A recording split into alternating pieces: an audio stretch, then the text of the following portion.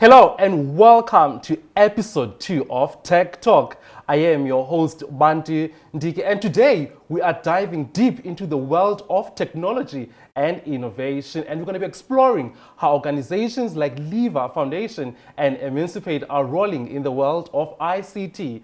Joining me today in studio are two fantastic guests, Mr. Jackson Chabalala from Lever Foundation and Mr. Dumi Ramonotsi from Emancipate Organization. But right now, we're going to first start with Mr. Chabalala. Sir, welcome to the studio. How are you? Thank you for having me. I'm good, thanks. How are you doing? I'm well, thank you. If you can tell us and the audiences at home, who is Mr. Chabalala and what organization are you representing today? Right, name is Jackson, born and raised in Gqeberha. I have a big joy of seeing African development happen. Studied at Nelson Mandela University, currently pursuing an MBA at Henley Business School. And at Lever Foundation, my job is to engage with partners, stakeholders, and our beneficiaries globally. So I'm the Global Engagement Manager for Lever Foundation, and our work really involves empowering and impacting people. Yes. Awesome, awesome. If you can tell us what inspired the creation of Lever Foundation and what are the core mission that are behind the foundation? All right, so the creation came really from our co-founders, and our current CEO, Ryan LaRue, was really the driving force behind that when he was thinking about how can we equip people to enter the economy. Yes. Especially when we look at the unemployment rate in South Africa, especially around the youth. Is there a way we can teach them entry-level skills to enter the economy and then also equip them with other tools to advance in their work? And really that was the basis of it, that we have to get people involved in the economy, have to get people working so that we can develop the country. Awesome. And what are the impactful projects that you guys have worked on and currently working on in the ICT sector?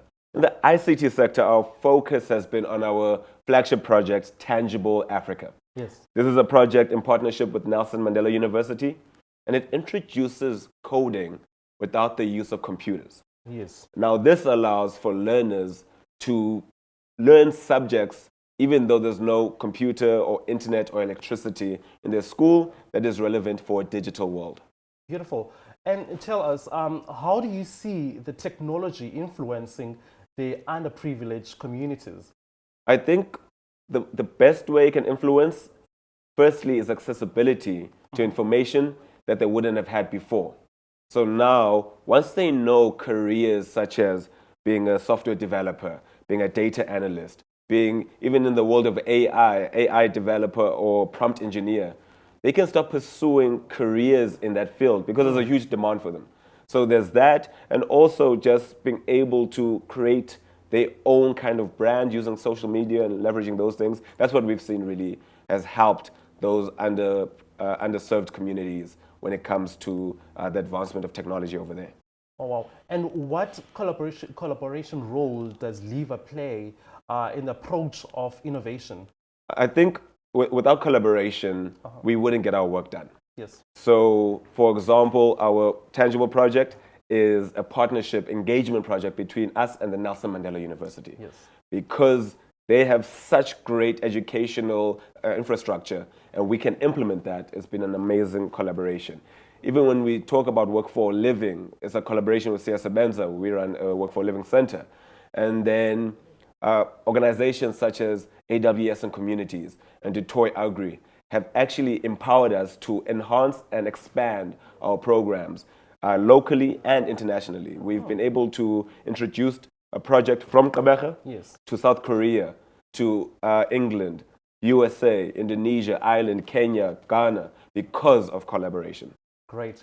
And in your experience, what are the challenges that you guys have faced during the time of all these initiatives that you guys are doing? So our Tangible project, that's where we focus on the tech sector, is about teaching learners coding. Yes. And now the coding and robotics curriculum is being gazetted by the Department of Education, and we had to train teachers.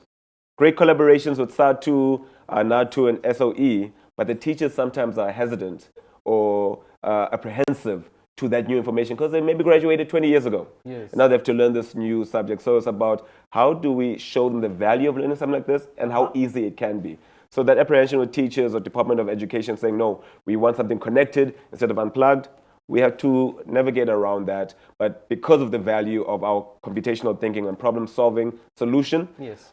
they've adopted it, and we've seen that we've been able to impact thousands of teachers across the country and the parts of the world. Very insightful. You mentioning projects, coding projects, and how do you measure the success of those? All right, so the measurement of our success is firstly just reaching the learners. Yeah. So we want to say, okay, these many learners have been reached because previously they were unreached. But then we have our tangible academy, and we improve their maths marks. We tutor them, and then we see, can they now qualify into university? The amount of teachers that have been trained and the confidence that they have. So for every training that we have done with the unions, we have a pre-assessment and a post-assessment to see the improvement and the acceptance of digital education. So we look at those things, and then of course the last one is to say, what contribution are we making in the economy when we're getting young people to be involved in our project and facilitate the program and get paid for that. Oh, great. And looking ahead, what future trends do you foresee in the space of technology and social development? Oh, that's a great question, because I'm actually a humanities graduate. I'm not a sciences graduate.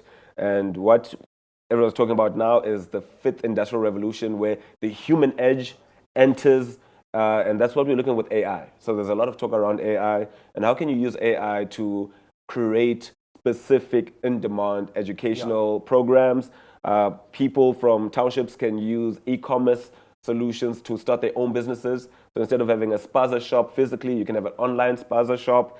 There are ways to get for example, there are ways to get your message out there, your branding out there. You can start being an influencer. People may look down on influencers and laugh at them, but they're making a huge contribution when it comes to knowledge sharing, whether it's about recipes, skincare routines, or ways of advancing technology or leadership. So there's a lot of opportunities that tech is giving, so people don't have to follow the traditional route of work and don't have to follow the traditional route of community support, and can leverage technology to do that. Great. Mr. Chabala, that's a very insightful info there. We're just going to continue with this conversation just after this ad break. Right about now, please stay tuned. Don't go anywhere. We're just going to bring you some more insightful conversations after this.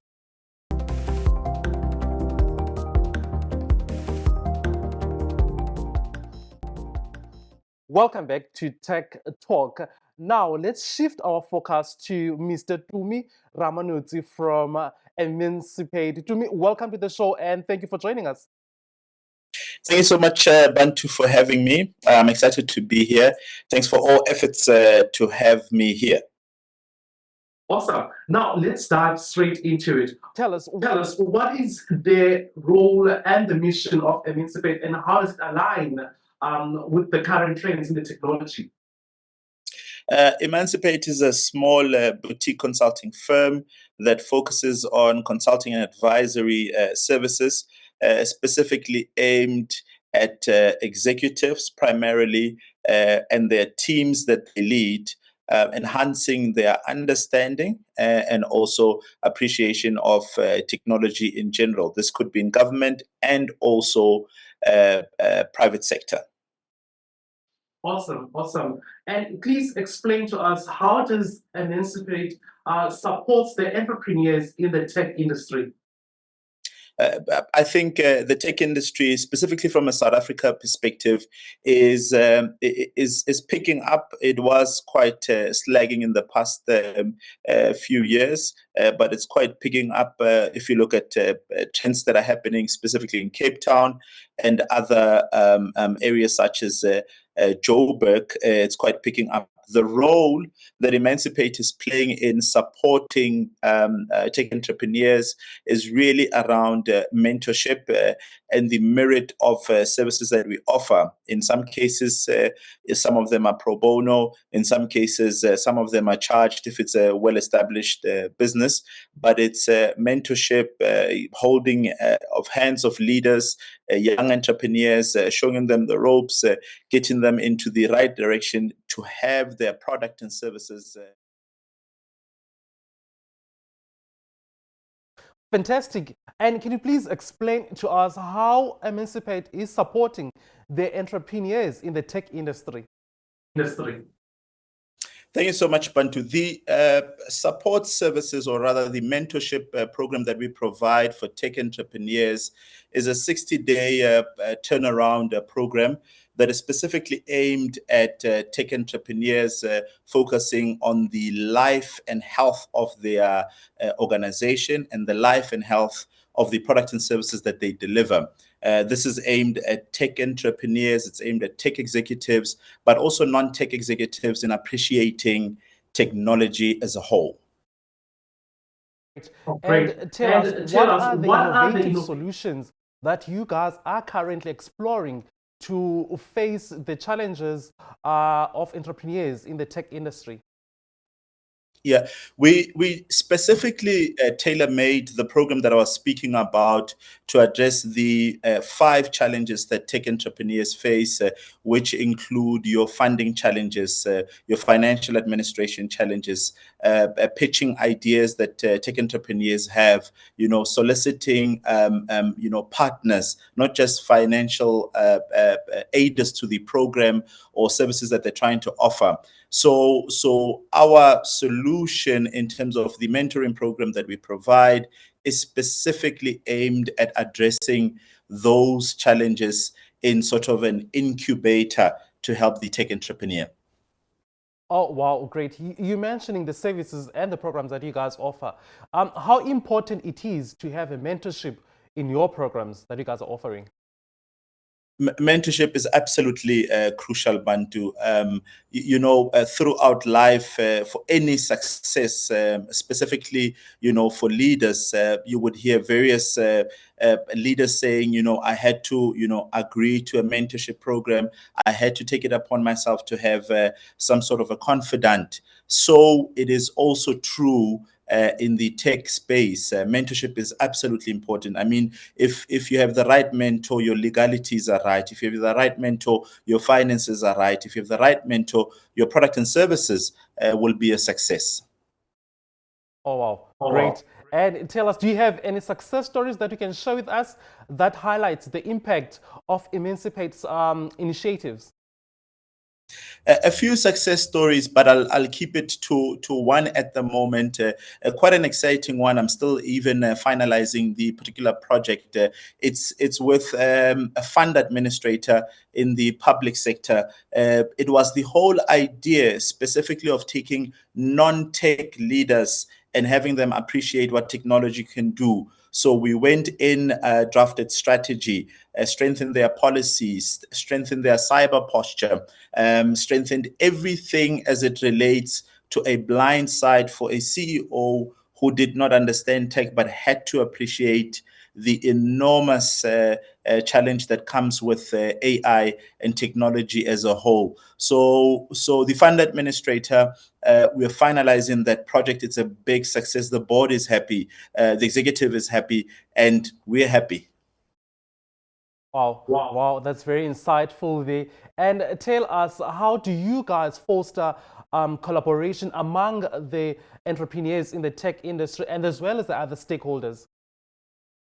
By literally getting involved. I mean, if you look at the 18th annual IT summit that we're about to be part of, it's literally us, reaching out to other tech entrepreneurs. It's us, immersing ourselves in the industry, whether at infancy level, whether at a high level. It's literally, fostering those collaboration, establishing those right relationships, so as to be able not only to give but to also learn from others. So the various platforms that are out there, we are there. In government, we are there. Your various seaters and the main seater, we're quite heavily involved. And literally, that's how we foster relationships. Beautiful. And what do you consider the biggest challenge for tech startups in our current economic climate?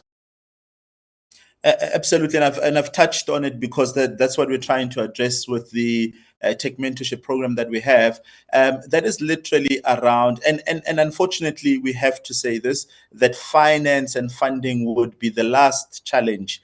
One of the main challenges is really people getting around. Technology leaders, there's a saying around the tech space that technology people are awkward people. So we're getting them to be in the right space, for them to understand that the product and service is not the be it all. The health of the organization is important. The business has to run, the finances have to run, the proposal has to run before we even get funding, and post funding, the hand holding throughout the process. So a few challenges would be as funding. A few challenges would be, the maturity of the leader, the interpersonal skills, the business skills associated with the specific tech leader. Oh, great. And yes, indeed, the funding is one of the biggest issue we're currently facing.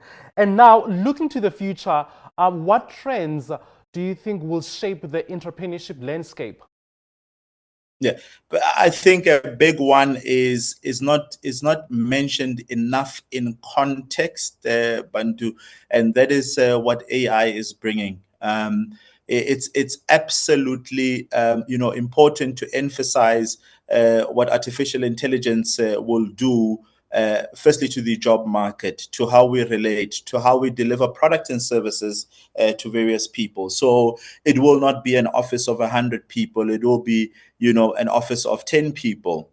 So trends and what AI is doing, machine learning is doing, is absolutely crucial to focus on. The permutation of cybersecurity is also something to look at, specifically in the financial services sector, to look at what cybersecurity challenges we might be facing there, specifically around fraud.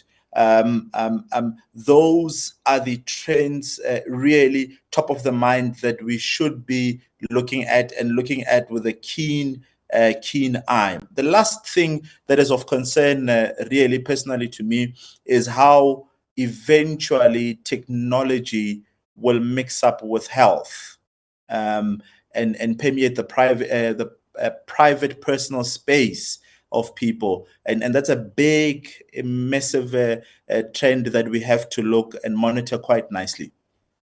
Oh, great. That's very insightful there, Mr. Tumi. We're just going to dash to the ad break right now, and then we're going to come back with more tech discussion with Dr. Tumi. See you after this.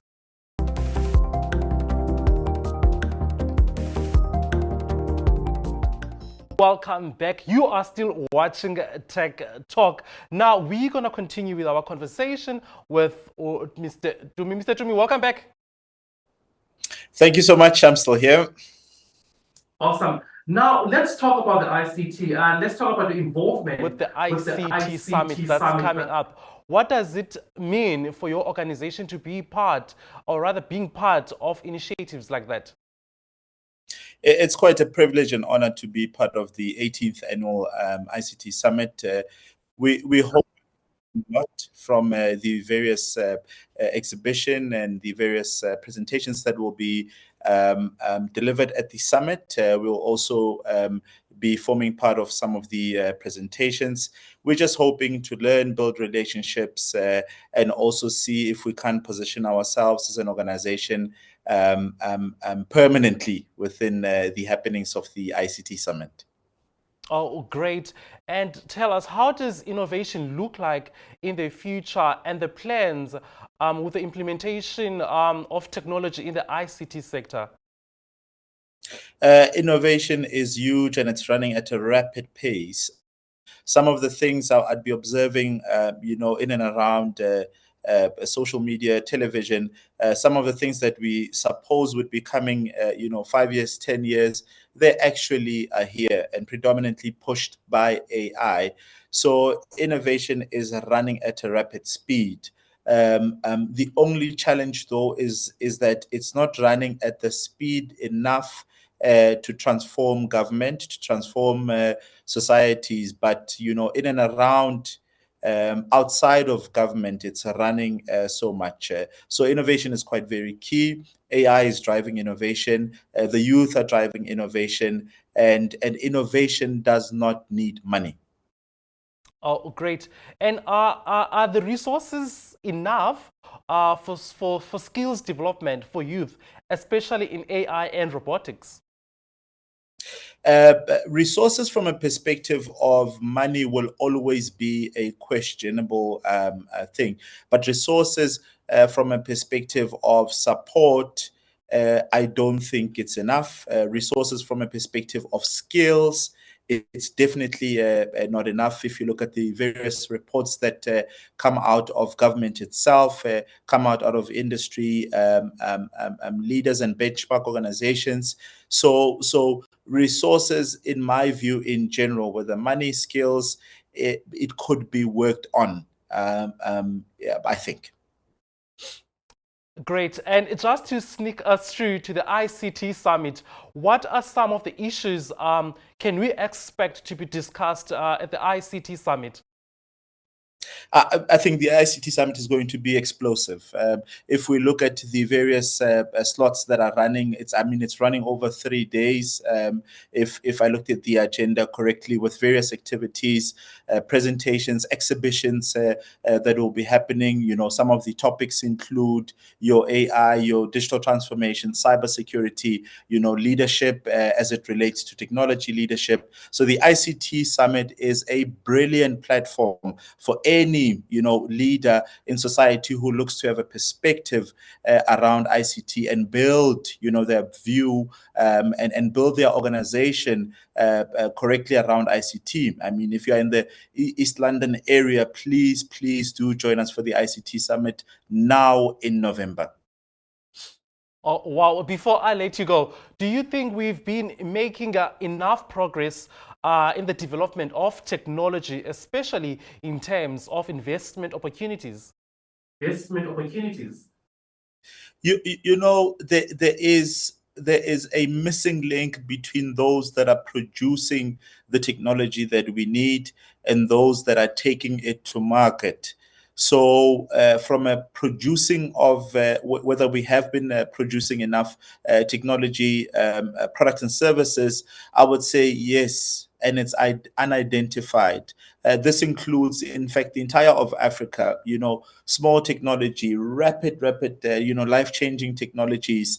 That includes a bit of, electrical engineering and all of those, base level technologies that we learned. So the gap is between those that are producing and those that are taking it to market, and the in between, those challenges that we mentioned earlier around financing, around the skills needed to develop products, around the leadership. So I would say yes, we are producing enough, but it's not out there.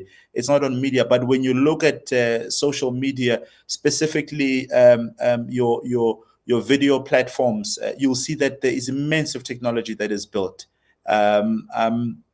I think a few years ago, I was looking at something of a private equity type of a firm to fund young startups.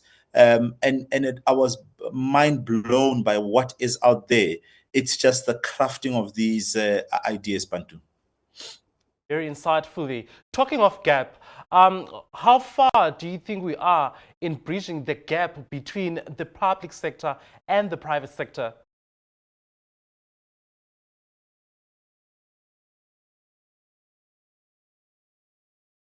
Can you hear me there, Dr. or rather Mr. Tumi? Doctor, can you hear me there?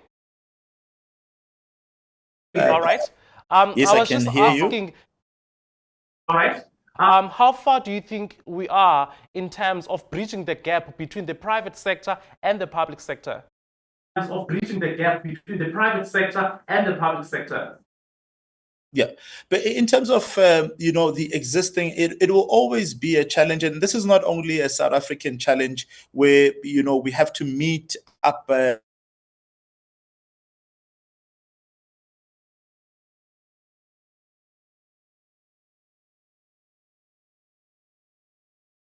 I think we are experiencing some technical issues right there. Mrs. Tumi, are you still on the line?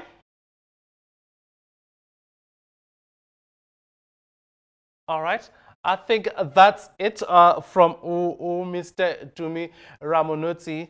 Unfortunately, that looks like we've lost Mr. Tumi Ramonotsi due to the technical issues. And these are the kind of challenges that we talk about in this show. But that's all that we've got for you tonight. And thank you so much for joining us. Join us again next time as we explore the world of technology and innovation. Until then, stay curious and good night.